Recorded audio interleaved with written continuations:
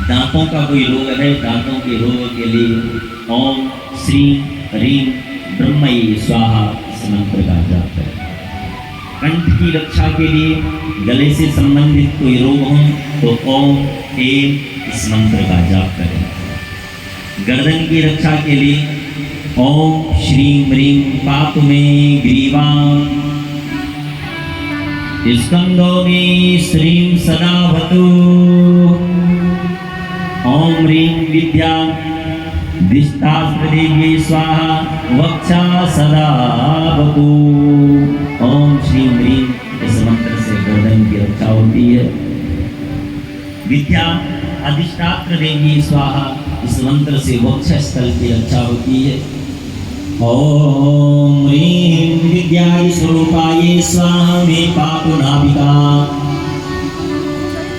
ओम ह्रीं क्लीं वाण्यै स्वाहेति मम हस्तो सदावतु। विद्यादि स्वरूपाय स्वाहा इस मंत्र से नाभि की रक्षा होती है। ओम ह्रीं क्लीं वाण्यै स्वाहा इस मंत्र से सदा हाथों की रक्षा होती है। ओम सर्व वर्णात्मिकाय स्वाहा इससे पैरों की रक्षा होती है। वाग अधिष्ठात्र देवी स्वाहा इस मंत्र से संपूर्ण शरीर की रक्षा होती है। पूर्व दिशा में हम यात्रा कर रहे हो और उस यात्रा को सफल करना हो तो पूर्व दिशा की यात्रा को सफल करने के लिए ओम सर्वकंठवासिन्यै स्वाहा प्राच्यां सदावतु। ओम सर्वजिह्वाग्रवासिन्यै स्वाहा अग्निदिशि रक्षतु। पूर्व दिशा की रक्षा के लिए सर्वकंठवासिन्यै नमः इस मंत्र का जाप करें।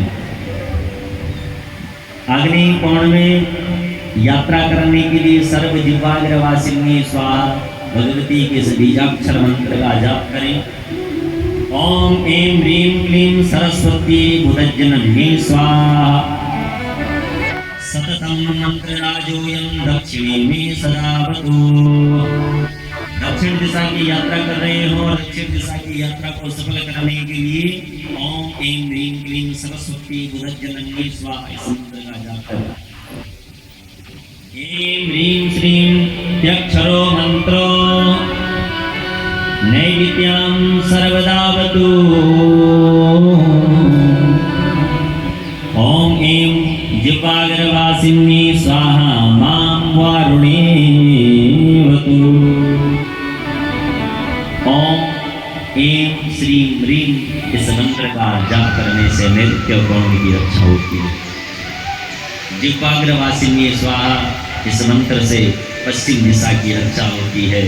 और ओम सर्वांबिकायै स्वाहा वायव्ये मे मां सदावतु। ओम ऐं श्रीं क्लीं दध्यवासिन्यै स्वाहा मामुत्तरेवतु। ओम सर्वांबिकायै स्वाहा इससे वायव्य कोण की यात्रा में रक्षा होती है।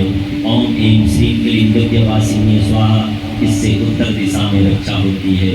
ओम ऐं सर्वशास्त्रवासिन्यै स्वाहा इससे ईशान कोण में रक्षा होती है। और ओम ऐं ह्रीं सर्वपूजिताय स्वाहा इससे सदैव ऊपर की ओर आसमान की मार्ग आकाश मार्ग की ओर रक्षा होती है। ओम ह्रीं पुस्तकवासिन्यै स्वाहा इस मंत्र से धरा की ओर रक्षा होती है। ओम ग्रंथ बीज स्वरूपाय स्वाहा इस मंत्र से दसों दिशाओं में ये मंत्र हमारी रक्षा करता है। ये जन्मेंद्रिय भगवती का केवल नाम मात्र ही ऐसा आधार है। हम इसके नाम मात्र से जो चाहे प्रति कार्य संभव हो सकते हैं। ऐसा कोई भी मनोरथ नहीं है जो अपूर्ण रहेगा।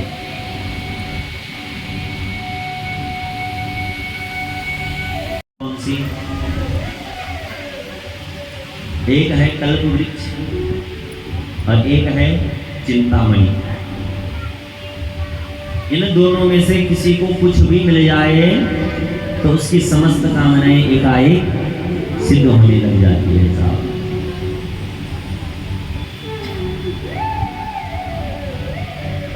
कल्प वृक्ष बोले तो कल्प वृक्ष किसे बोलते हैं? जिस वृक्ष की तलहटी में कल्पनाएं पूर्ण हो जाए, भाव से बोलो,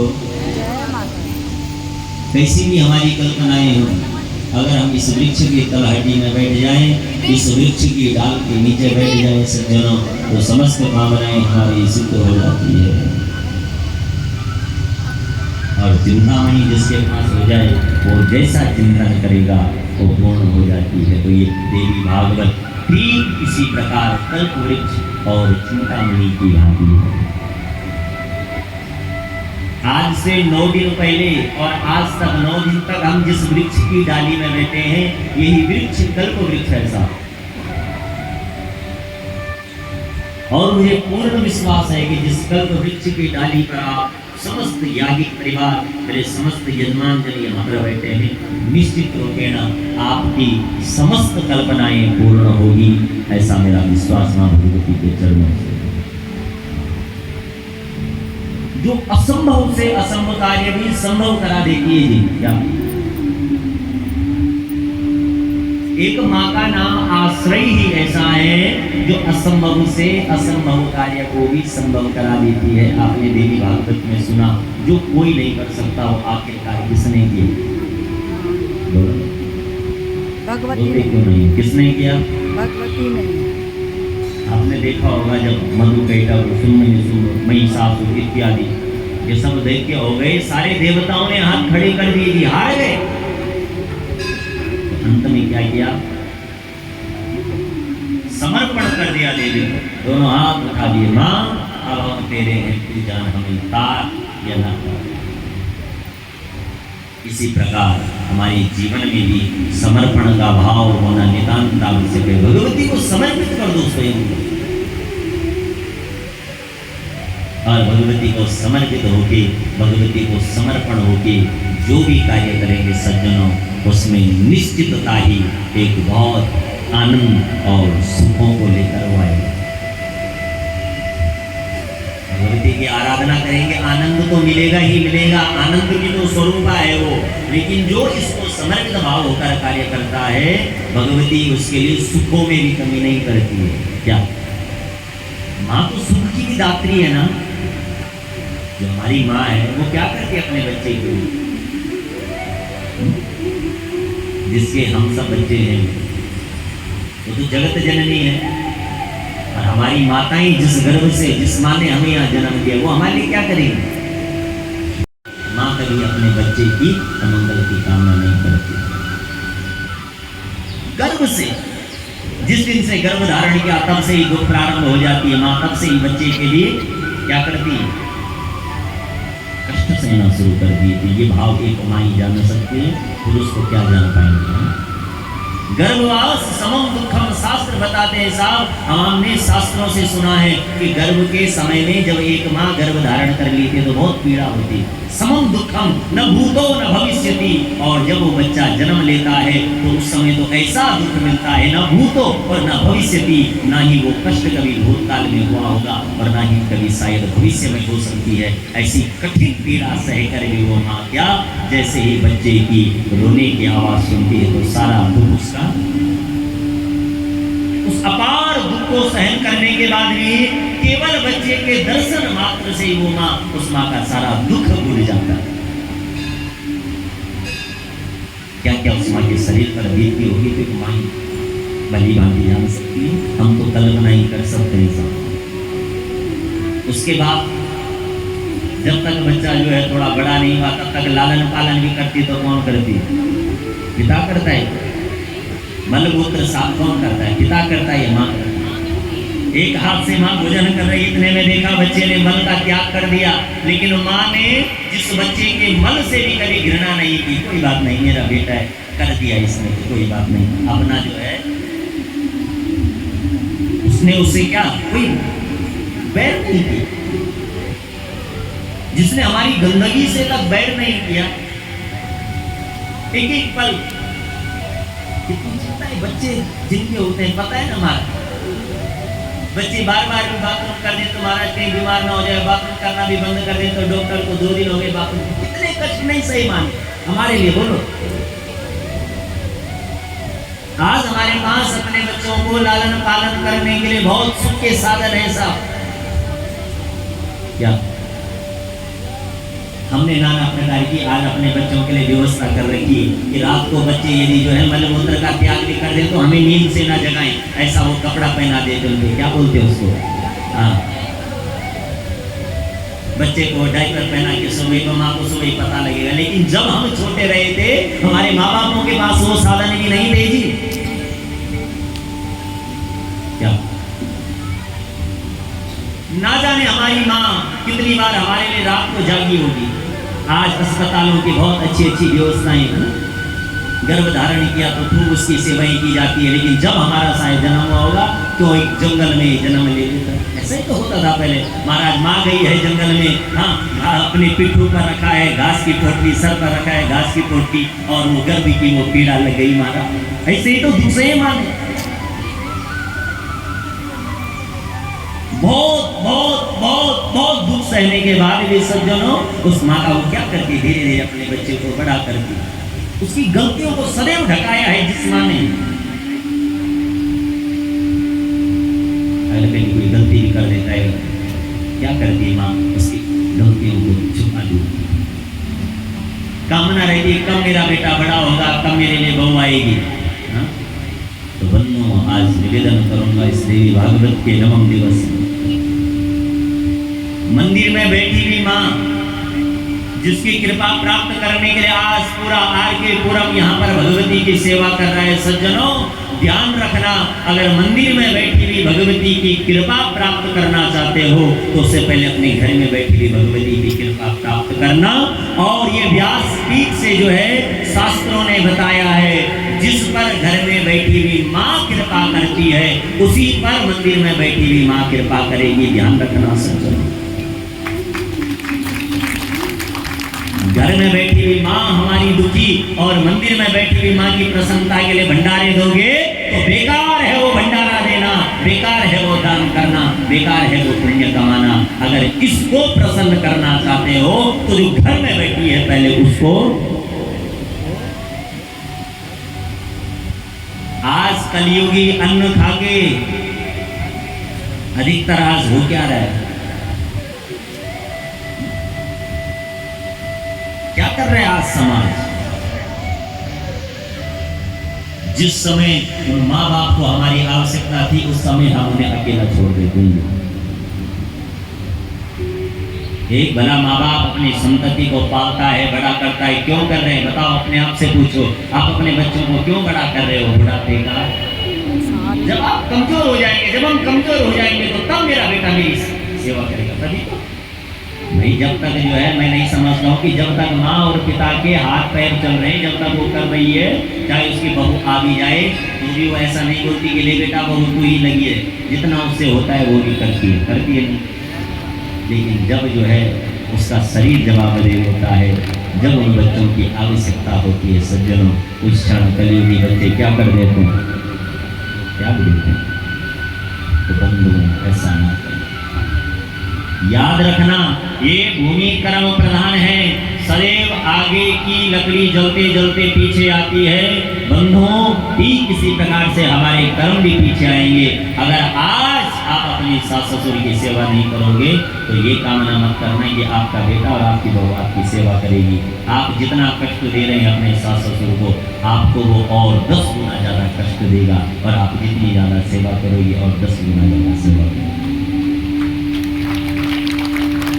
एक कथा मुझे याद आती है, गाँव में क्या हुआ, एक माँ थी, बेचारी गुड़िया हो गई, 80-85 वर्ष की हो गई, आंख देखती नहीं, काम सुनती नहीं, हमारी ढंग से बोल नहीं पाती। तो उसकी बहू सेवा तो उसकी करती है, लेकिन केवल लोग दिखावे के लिए ऐसी सेवा करती है। पड़ोसी दिख रही थी, हाँ सेवा हो रही, लोग दिखावे के लिए सेवा होती है साहब। समय बीता तो उसने भी जो है बहू ला दी। तो आज बेटे की बहू देखती है कि मेरी सासू दादी सास की सेवा कैसे कर रही, तो कैसे करती थी जानते हो, एक कटोरा रखा है सासू को, उसी कटोरे पर रोज भोजन दिया जाता है और उस कटोरे की दशा ऐसी है साहब कि उसको देख कर ही भूख मर जाती है। इतना मैला, इतना गंदा वो कटोरा। बहू देख रही है, दादी सास की ऐसी सेवा होती है। समय लेता जो 80-85 वर्ष का हो जाएगा वो कितने साल रहेगा? 2 साल, 4 साल, 5 साल, 10 साल।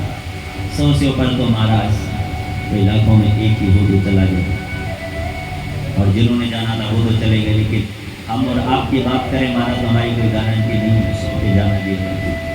हम कि आज ऐसा हो गया महाराज, आज 70 भी चले गए तो बहुत बड़ी बात है आज के खान पीन के अनुसार। तो 2-4 साल बाद जब उसकी सास मर गई, लोगों ने सास को ले जाने की तैयारी की, तो बहू ने क्या किया, वो कटोरा भी कहा ये सास का कटोरा था, ले गए साहब घर में। वो उसकी बीबी जो बहू थी वो गई, महाराज बोले कटोरा कहाँ जा रहा है? कटोरे को घर लेके आ गई। सास ने बोला बेटी ये तो तेरी दादी सास का कटोरा था। बोले मैया ये तो हमारे कुल की मर्यादा है कि जब सास हो जाती है तो इसी कटोरे पर खाना पड़ता है, चिंता मत करो, आपको भी इसी कटोरे पर खाना है। समझ रहे ना आप? जैसा करोगे वैसा मिलेगा। मत कराना मरने के बाद भागो, जीते जी कुछ ऐसा कर लो कि आपको मरने के बाद भागवत कराने की आवश्यकता नहीं है। समझ रहे? आवश्यकता नहीं है भागवत कराने। जीते जी उनकी ऐसी सेवा कर लो कि जीते जी वो अपने बच्चों को ऐसा शुभ आशीर्वाद देके चले जाएं। अगर वो रोके चले गए तो पितरों के बराबर कोई देवता भी नहीं है। क्या पितरों के समान ना ही कोई देवता है? और पितर अगर रुष्ट हो गए, पितर दोष अगर लग गया महाराज, तो बहुत कठिनाइयां हो जाएगी जीवन को आगे बढ़ाने में। सारे कार्य रुक जाएंगे। पितर दोष का कारण क्या है? वंश आगे नहीं बढ़ सकता। सबसे पहला पितर दोष का कारण है बच्चे बड़े हो गए महाराज, शादी विवाह नहीं हो रही है, कहीं ना कहीं पितर दोष का कारण हो। तो पितर दोष जिसने कमा लिया उसका जीवन नरक बन जाता है। और पितरों को यदि आशीर्वाद किसी ने प्राप्त कर लिया सज्जनों, तो बहुत बड़ी उपलब्धि हो जाती है। आज हमारे इस याज्ञिक परिवार ने, याज्ञिक समाज ने भी अपने पितर देवताओं की प्रसन्नता के लिए और उनकी मोक्ष प्राप्ति के लिए हमारे पितर देवता मोक्ष हो पाए, माँ भगवती के दिव्य धाम में जाएं। उस निमित्त आप सब यजमान परिवारों ने भी यहाँ पर देवी भागवत का आयोजन कराया आए तथा विरामता की रहे। उससे पूर्व हम सभी लोग अपने उन पितर देवताओं का स्मरण करें, भगवती से प्रार्थना करें कि बराम्बा समस्त पितर देवताओं को आप मोक्ष की प्राप्ति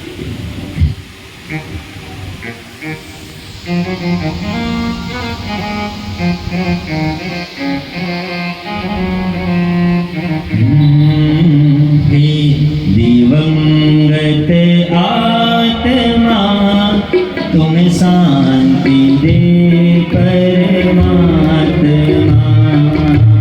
हे दिवंगत आत्मा तुम शांति दे परमात्मा, हे दिवंगत आत्मा तुम शांति दे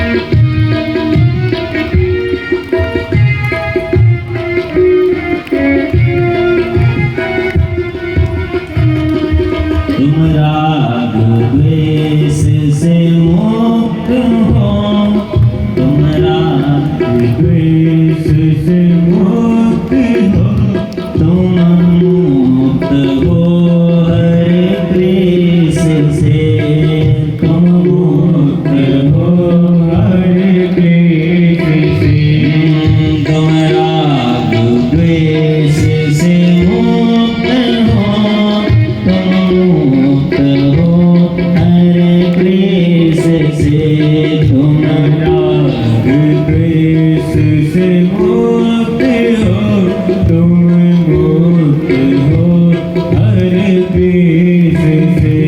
जाना है सबको एक दिन मानव शरीर को छोड़ के।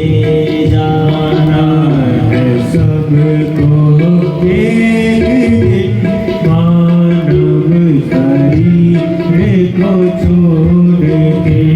जाना है सबको एक दिन मानव शरीर को छोड़ के। जाना है सबको एक दिन मानव शरीर को छोड़ के। दिवंगत आत्मा तुम्हें शांति दे परमात्मा। हे दिवंगत आत्मा तुम्हें शांति दे परमात्मा।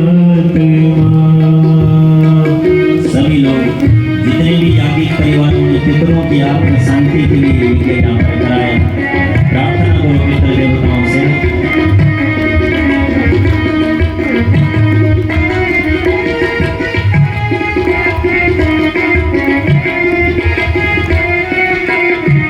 तुम दिव्य देह धरो कहीं, तुम दिव्य धाम में वास हो।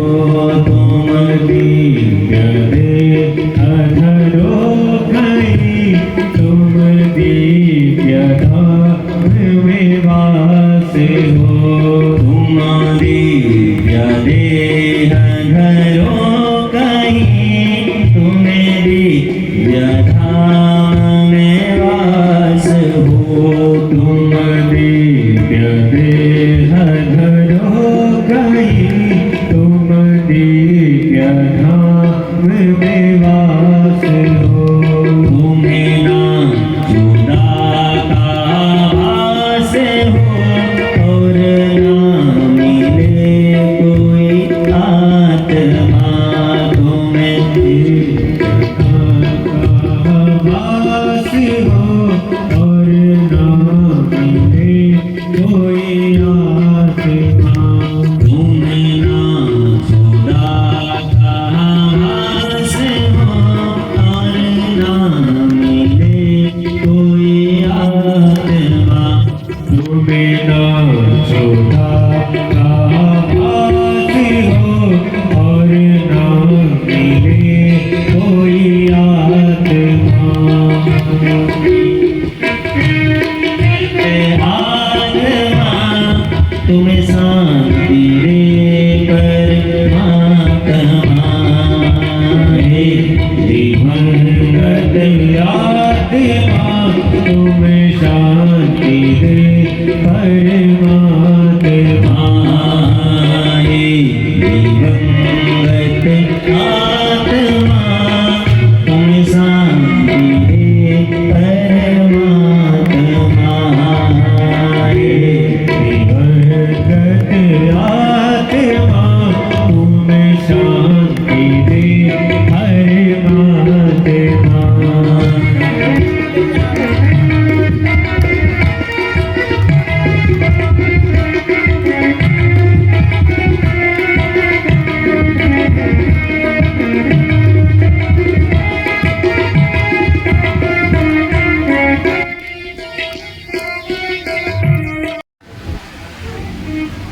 माँ भगवती गायत्री का वर्णन यहाँ पर आया।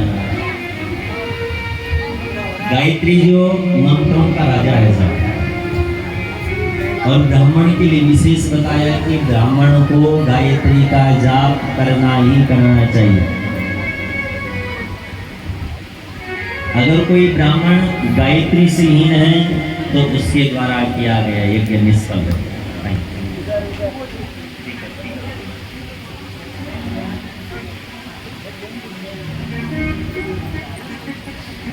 ओम नमो ब्राह्मण्य देवाय गो ब्राह्मण्य हिताय च जगदिदाय कृष्णाय गोविन्दाय नमो नमः विप्र प्रसादाधरणीधरोऽहम् विप्र प्रसादादजितजितोऽहम् विप्र प्रसादात् कमलावरोऽहम् विप्र प्रसादात् मम राम नाम। तो गायत्री का वर्णन आया जी। बोले गायत्री का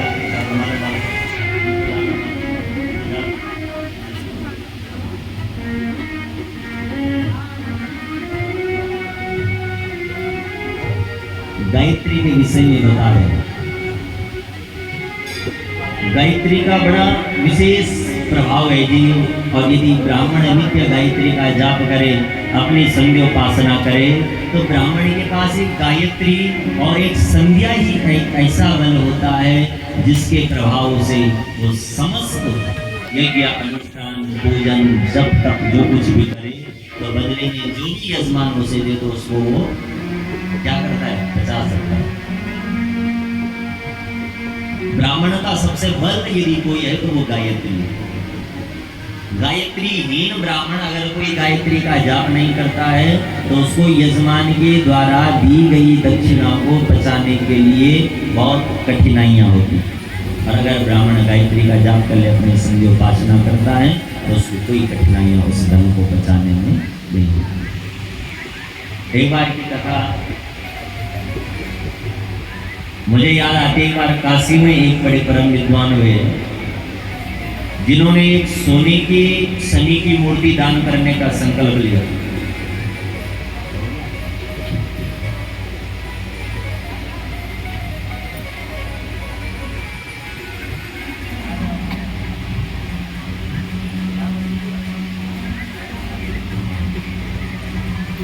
तो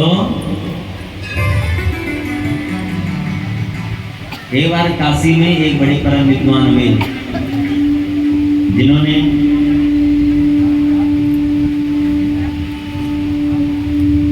एक सोने की मूर्ति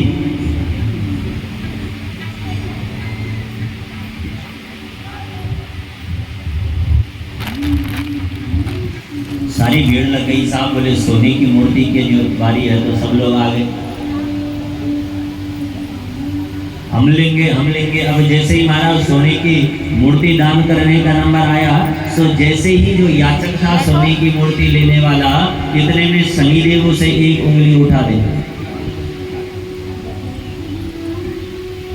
इतने में शनि महाराज उसे उंगली दिखा देते।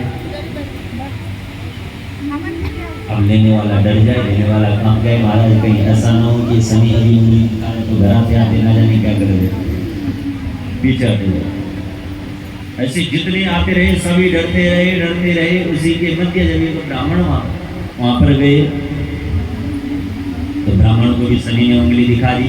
तो शनि ने ब्राह्मण को एक उंगली दिखाई, ब्राह्मण ने 3 दिखा दी। महाराज ने कहा, पंडित जी क्या कर रहे हो, शनि आपको उंगली दिखा रहा है। बोले शनि तो 1 दिखा रहा है, 9 से 3 दिखा रहा हूँ। बोले इसका मतलब क्या है?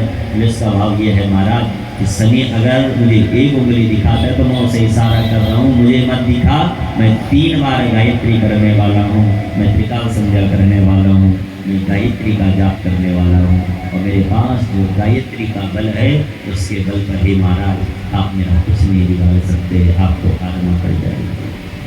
तो विशेषकर ब्राह्मणों के लिए बताया कि ब्राह्मणों का सबसे बल गायत्री है। वो कुछ करे ना करे, कोई माला जपे ना जपे, कुछ और करे ना करे, ब्राह्मण को गायत्री का जाप करना ही करना चाहिए। उसी के फलस्वरूप वो यजमान के द्वारा दी गई दक्षिणा को अपने जीवन में उसका सदुपयोग कर सकते। भगवती स्वाहा का वर्णन भी देवी भागवत में आया। प्राचीन समय में जब देवताओं को आहार नहीं मिलता था तो देवता लोग सभी भगवान के शरण में गए, नारायण की शरण में गए, भगवान शंकर की शरण में गए। सभी देवताओं ने आहार पाने के लिए उस परम शक्ति परम भगवती की आराधना की। उसी परम शक्ति ने, उसी परम भगवती ने अपने ही स्वरूप से एक स्वाहा नाम की शक्ति का विवाह यज्ञ भगवान से कराया तो यज्ञ भगवान की पत्नी।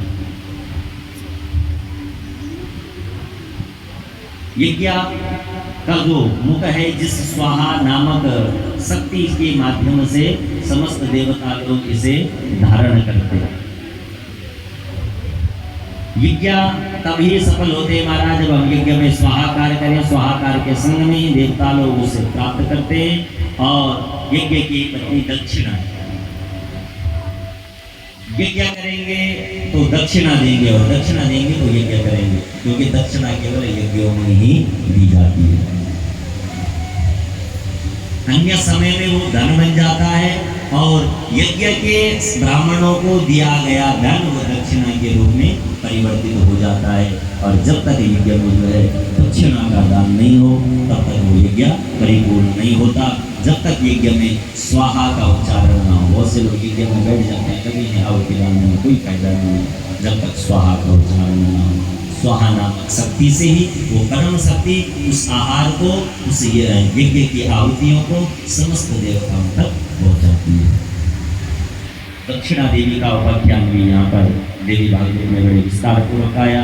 तत्पश्चात अंततः माँ भगवती के 3 स्वरूपों का, भगवती का एक ही शक्ति से जो भगवती महाकाली, महालक्ष्मी और महासरस्वती का स्वरूप है, उनका सूक्ष्म वर्णन आता है।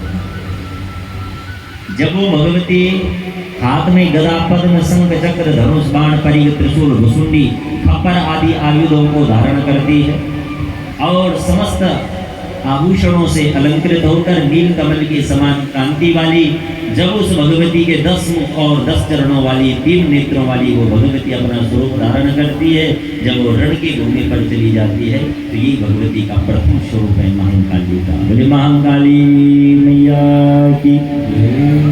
दूसरा भगवती का स्वरूप, जब वो भगवती अपने हाथों में परशु, गदा, पद्म, बाण, धनुष, वज्र, दंड, शक्ति, ढाल, तलवार, घंटा, पात्र, त्रिशूल, पाश, सुदर्शन चक्र आदि आयुधों को धारण करती है, रक्त वर्ण के जिसके नेत्र है और जो निरंतर कमल के आसन पर विराजती है, उस भगवती का ये दूसरा स्वरूप महालक्ष्मी के रूप में होता है। बोले महालक्ष्मी मैया की।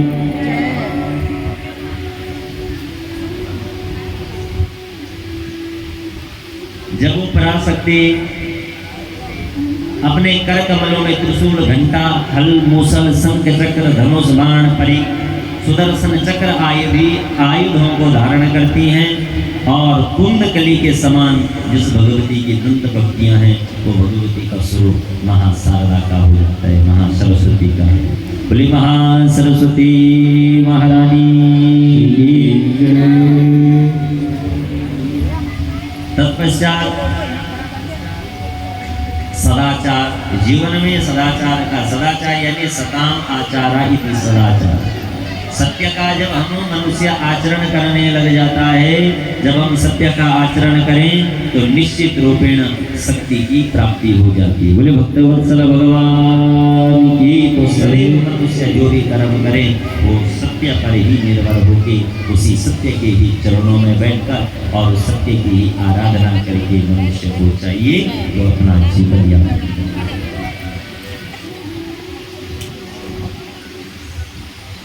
जीवन की आधार जो बताई परम शक्ति और परम तत्व परमात्मा, ये शिव और शक्ति ही है साहब, जिनके द्वारा समस्त से ब्रह्मांड की उत्पत्ति हुई।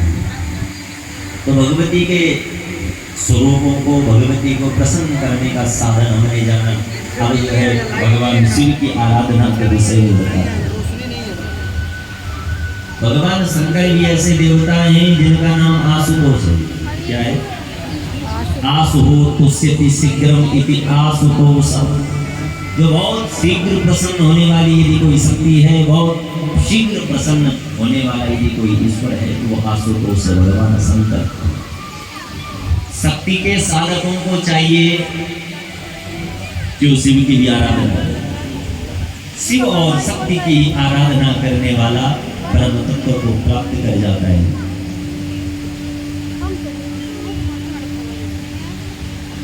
और भगवान शंकर को प्रसन्न करने के लिए, आशुतोष भगवान को प्रसन्न करने के लिए जब आशुतोष की भक्ति करना चाहो तो अपने स्वरूप को भी उसके जैसा बनाना पड़ेगा। कैसा है वो? भस्म धारण करता। सदैव भगवान शिव के भक्तों को चाहिए भस्म धारण करें। भस्म कितने प्रकार के होते हैं? 2 प्रकार के, एक महाभस्म और एक स्वार्थ भस्म। जो सबसे शुद्ध भस्म बताई गई है वो है गाय के गोबर की। जब गाय गोबर करे तो उस गोबर को धरती के संपर्क में आने से पहले यदि हाथ में ले ले, यानी जब गाय गोबर करती है तो धरती पर गिरने से पहले अगर हम उस गोबर को हाथ में ले ले और उसको सुखा के और उसको जलाकर उसकी जो राख होती है वो महाभस्म कहलाई गई है।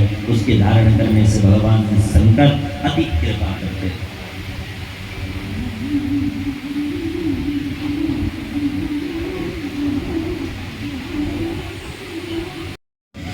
और मुख्यतः ये 14 मुखी तक होते हैं।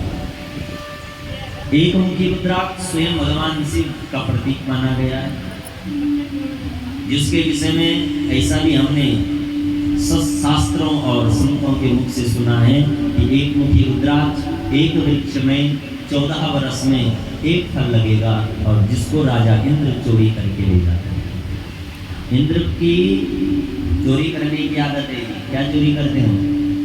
और अमूल्य वस्तु, भक्ति की चोरी करते हैं। जब हम पूजा पाठ यजन इत्यादि करते हैं तो हमारे आधा फल को कौन ले जाता है? इसलिए ब्राह्मण देवता कहते हैं भैया अगर पूजा पाठ हो गया हो तो अंत में बोलते हैं भो शकराय नमः। हे भगवान शंकर, ये जो पूजा हमने की है ये हमें प्राप्त हो, इसे स्वर्ग का राजा इंद्र ना ले जाए। और आज तक इसीलिए तो इंद्र पद पर बैठा है, स्वर्ग का राजा बना पड़ा है। किसके फलस्वरूप? भक्ति। ये भक्ति, ये माँ के नाम का आश्रय, भगवान की भक्ति का जो प्रतिफल है, इससे महाराज सर्वस्व की प्राप्ति हो जाती है। ऐसा कुछ भी नहीं है जो भक्ति करेगी आपको नाम में सब कुछ मिल जाता है। स्वर्ग का राजा इंद्र भी यदि बैठा है तो ये सब चोरी करता है। एक मुखी रुद्राक्ष स्वयं भगवान ब्रह्मा का प्रतीक, भगवान शंकर का प्रतीक बताया गया है। 2 मुखी रुद्राक्ष अर्धनारीश्वर भगवान का प्रतीक बताया गया है। 3 मुखी रुद्राक्ष 3 अग्नियों का ग्रहपत्या आवाहनीय और दक्षिणाग्नि का प्रतीक बताया गया है। 4 मुखी रुद्राक्ष सृष्टि की रचयिता ब्रह्मा का प्रतीक बताया गया है। और 5 मुखी रुद्राक्ष पंचरुद्रों का प्रतीक बताया गया है। 6 मुखी रुद्राक्ष कार्तिकेय जी का प्रतीक बताया गया है। 7 मुखी रुद्राक्ष सप्त मातृकाओं का प्रतीक बताया गया है। 8 मुखी रुद्राक्ष अष्ट मातृकाओं का प्रतीक बताया गया है। 9 मुखी रुद्राक्ष को धारण करने वाले को कभी यमलोक का भय नहीं होता, यम का प्रतीक बताया गया है। 10 मुखी रुद्राक्ष 10 दिशाओं के स्वामियों का प्रतीक बताया गया है। 11 मुखी रुद्राक्ष 11 रुद्रों का प्रतीक बताया गया है। और 12 मुखी रुद्राक्ष महाविष्णु का प्रतीक बताया गया है। 13 मुखी रुद्राक्ष को यदि कोई धारण कर ले तो साधक के समस्त मनोरथ पूर्ण हो जाते हैं। और 14 मुखी रुद्राक्ष को भी भगवान शंकर का प्रतीक बताया गया है। इन रुद्राक्षों को धारण करने वाला बहुत शीघ्र भगवान शंकर की कृपा को प्राप्त करेगा। बोलिए शंकर भगवान की। इस प्रकार जन्मेंद्र को वेदव्यास महामुनि ने देवी भागवत के फलस्वरूप अनेकानेक प्रकार के शास्त्र विधि के द्वारा भगवती की प्राप्ति का ये यहाँ पर सुंदर वर्णन दिया। आज जनमेजय जी ने जिन राजन से परीक्षित के निमित्त आज सुंदर ये देवी भागवत का आयोजन करवाया है, इतने में महाराज आज जैसे ही वेदव्यास महामुनि अपने आसन से उठे, जनमेजय ने खूब स्वागत किया।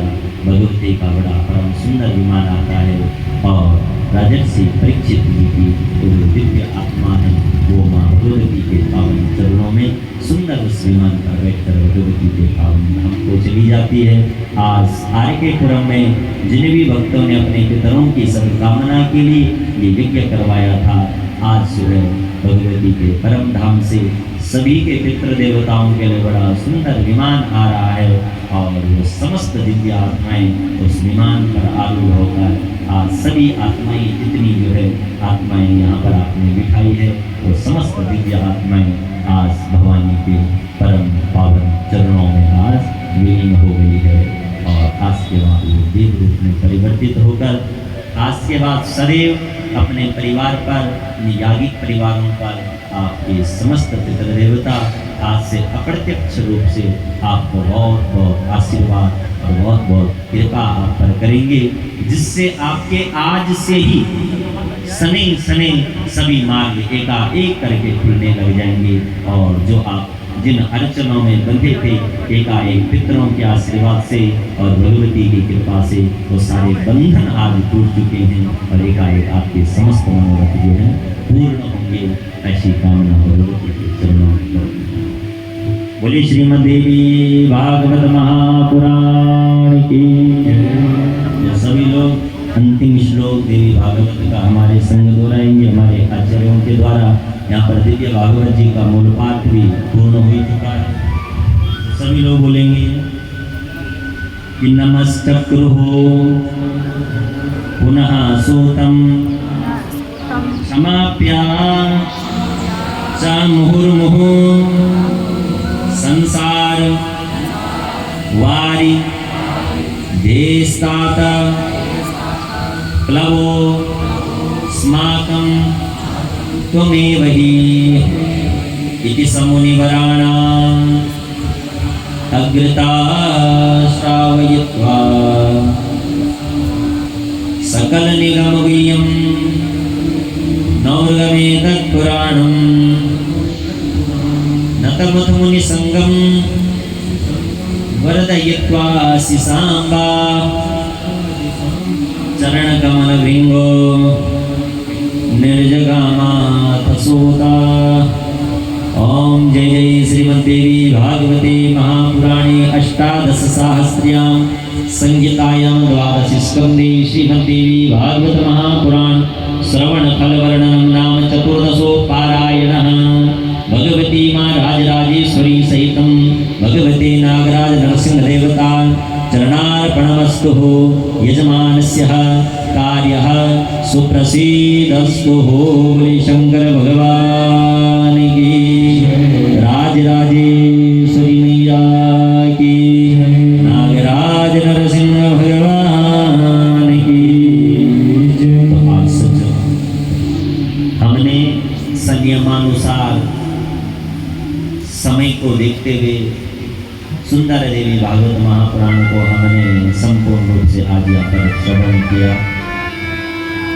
इस कथा का जो भी सार हमने 9 दिनों तक यहाँ पर श्रवण किया उसको आप सभी अपने जीवन में उतारेंगे, अपने हृदय में उतारेंगे, ऐसे में काम करेंगे। जैसा कि मैंने आपको पूर्व में भी बताया कथा का जो निचोड़ निकला तो क्या था, धर्म की रक्षा करना। कौन करेगा धर्म की रक्षा? हम आप सभी लोग धर्म की रक्षा करेंगे क्योंकि आज आप जैसा समाज देख रहे हैं सबसे ज़्यादा यदि आज कोई बंटा है तो वो हिंदू बंटा है, सबसे ज़्यादा यदि भटक रहा है तो सनातनी भटक रहा है। सभी का अपना अपना कोई ना कोई नियम है। समझ रहे हैं आप लोग? केवल हमारा ही है जिनका महाराज हमें कोई नियम दिखाई नहीं देता है। तो आज जो है समय आ गया है धर्म को बचाने का। कम से कम दूसरे धर्म के लोगों से तो देख लो।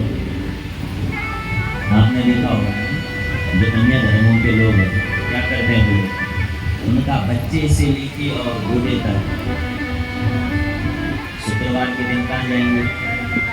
सब जाएंगे। और हमारी कोई गारंटी है? इनका अपना पहनावा है ये। अगर वो वहां भीतर प्रवेश करेंगे तो वो सब एक जैसे बन के आएंगे। सबने टोपी पहनी, सबकी कुछ जो जो उनके नियम है वो सब उस नियम के अनुसार चलते हैं। और हमारा कोई नियम ही नहीं है। हमारी जो धर्म की पहचान हमारी सिखा आज गायब हो गई सब बच्चों के। सच बताना है कोई यहाँ पर ऐसा जिनके बच्चों ने सिखा रही हो? क्या पहचान है हमारी सनातनी? कुछ तो पहचान होनी चाहिए सर। माथे पर हमारा टीका नहीं, सिक्का हमारी नहीं है, जनेऊ हमारा नहीं है। तो सज्जनों, बहुत नितांत आवश्यकता आ चुकी है धर्म को बचाने की। अगर अभी नहीं बचा तो फिर हाथ लगने वाला नहीं है। इसलिए आप इशारों में सब समझ गए। आप थोड़ा जो है पाबंद भी हैं, सब बंधे हुए, इसलिए जो है बहुत खुलकर याद से नहीं बोल सकते, लेकिन समझना मैं क्या बोलना चाहता हूँ। धर्म का आज बड़ा आक्षेप हो रहा है, इसलिए जो है ध्यान रखना, ये किन प्रकार हमारा धर्म बचे।